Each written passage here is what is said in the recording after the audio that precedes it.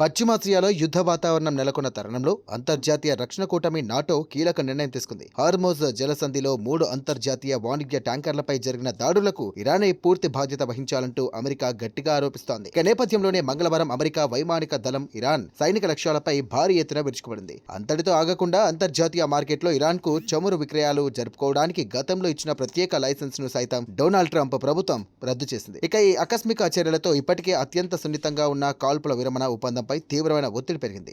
అయితే అమెరికా తీసుకున్న ఈ నిర్ణయం దూకుడు నిర్ణయాలను ఇక నాటో కొత్త ప్రధాన కార్యదర్శి మార్క్ రూటే గట్టిగా సమర్థించారు. అంకారా నాటో సదస్సుకు ముందు ఆయన విలేకరులతో మాట్లాడుతూ కాల్పుల విరమణ ఒప్పందం అమలులో ఉన్న సమయంలో ఇరాన్ లాంటి దేశం దానిని ఉల్లంఘిస్తే సూపర్ పవర్ అయిన అమెరికా అంతకంటే బలంగా ప్రతిస్పందించడం చాలా ముఖ్యం. అందువల్ల అమెరికా దళాలు ఇరాన్ పై చేసిన తాజా దాడులు పూర్తిగా అవసరమైనవే, సమర్థనీయమైనవే అంటూ ఆయన సంచలన వ్యాఖ్యలు చేశారు. ఐరోపా దేశాలలో కొన్ని ఈ దాడులపై భిన్నాభిప్రాయాలు వ్యక్తపరుస్తున్నప్పటికీ నాటో అధిపతిగా రూటే నేరుగా ట్రంప్ కు మద్దతు ఇవ్వడం పశ్చిమ దేశాల దౌత్య రంగంలో పెద్ద మలుపుగా మారింది. కానీ అదే సమయంలో మార్క్ రూటే ఒక కీలకమైన సాంకేతిక వివరణను కూడా ఇచ్చారు. ఈ సైనిక చర్యలలో నాటో కూటమి మొత్తం ప్రత్యక్షంగా భాగస్వామి కావడం లేదని ఆయన స్పష్టం చేశారు. ఇది కేవలం అమెరికా తన సొంత రక్షణ ప్రయోజనాల కోసం స్వతంత్రంగా తీసుకున్నటువంటి నిర్ణయం అంటూ చెప్తూనే వ్యక్తిగతంగా సంస్థాగతంగా దానికి తన మద్దతు ఉంటుందంటూ ప్రకటించారు.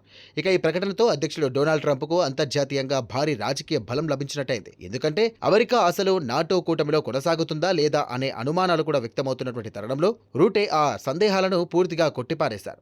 నాటో పట్ల అమెరికా పూర్తి కట్టుబడి ఉందని, అలాగే అమెరికా అంతర్గత బాహ్య భద్రతకు నాటో కూటమి కూడా అంతే కీలకమని ఆయన గుర్తు చేశారు. ఇదే వేదికగా మార్క్ రూటే యూరప్, కెనడా దేశాలకు ఒక బలమైన హెచ్చరిక లాంటి సందేశాన్ని కూడా పంపారు. రక్షణ వ్యయాలను భారీగా పెంచాలంటూ చాలా కాలంగా డొనాల్డ్ ట్రంప్ చేస్తున్న డిమాండ్ ముమ్మాటికి సమంజసమేనంటూ ఆయన అంగీకరించారు.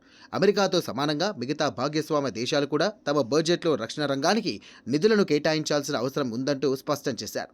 ప్రస్తుతం అంకారాలో జరుగుతున్నటువంటి ఈ సదస్సులో నాటో సభ్య దేశాల రక్షణ ఖర్చులను పెంచడమే ప్రధాన ఎజెండాగా మారింది. నిజానికి ఈ అధికారిక నాటో సదస్సు అజెండాలో సమిష్టి భద్రత, రష్యా నుండి ఎదురవుతున్న ముప్పులు, దీర్ఘకాలిక రక్షణ వ్యూహాలు ఉన్నప్పటికీ ఇరాన్పై అమెరికా జరిపిన తాజా దాడుల ప్రభావమే ఈ సమావేశంపై ఎక్కువగా కనిపిస్తోంది.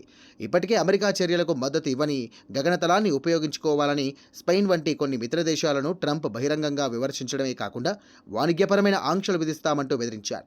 ఇక ఈ ఉద్రిక్త పరిస్థితుల నేపథ్యంలో ఐరోపా దేశాలు తమ రక్షణ వ్యయాలను పెంచడానికి సిద్ధపడితే గనక అమెరికాతో ఉన్న భేదాలు తగ్గుతాయా లేక మరింత పెరుగుతాయా అనేది ఇప్పుడు $1 మిలియన్ ప్రశ్నగా మారింది. ఒకవైపు తూర్పు సరిహద్దుల్లో రష్యా ముప్పు, మరోవైపు దక్షిణ సరిహద్దుల్లో ఇరాన్ యుద్ధ సంక్షోభాల మధ్య నాటో కూటమి తన అంతర్గత ఐక్యతను ఎలా కాపాడుకుంటుందో వేచి చూడాలి.